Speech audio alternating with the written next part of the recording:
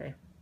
Hi, it's Scott with Michigan Pool News and Andy from Aquatic Source, and it's January. Happy New Year 2015, and we're going to talk about a few innovations that we saw in 2014 and going forward in 2015 that you might find appealing for some of your aquatic needs.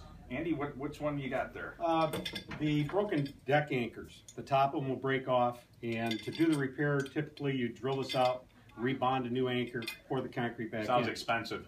That is. The repair is it's a stainless steel bracket that goes over the existing bolt, and when you tighten it down, it wedges the wedge against the concrete.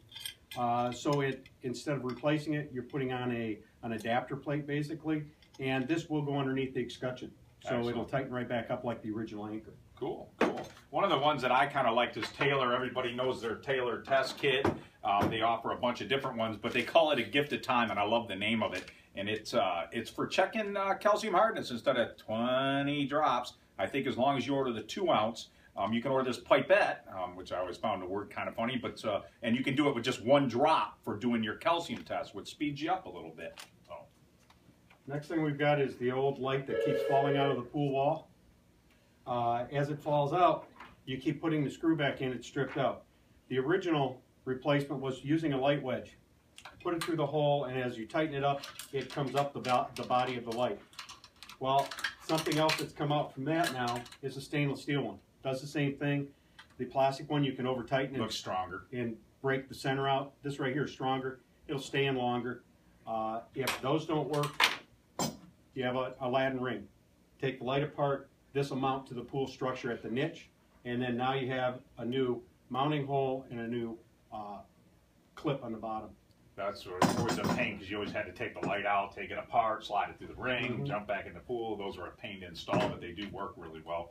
Another thing from AccuTab, for your AccuTab feeders, we had a lot of issues with some of the pump housings, and Axial went at it and they created a new one built out of a different type of plastic. I guess the high concentration of chlorine was affecting them a little bit. And the new ones are ABS, from what they tell me, and supposed to hold up a lot longer. So, the AccuTab feeders, they have some of the power base units have a float valve inside of them.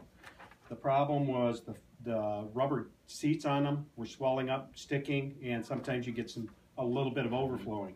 They've come out with a new float ball to go into the feeders to replace the existing ones. These are actually like a little ball valve. So they're actually in trial too, so we're hoping to see those probably in 2015 sometime. And another one that's in trial from Axial and AccuTab too is a new sieve plate that creates a vortex as it erodes the tablets. And the benefits are, if you have a feeder that in the hot days in the summer that is struggling to keep up, this will double the output of your chlorinator.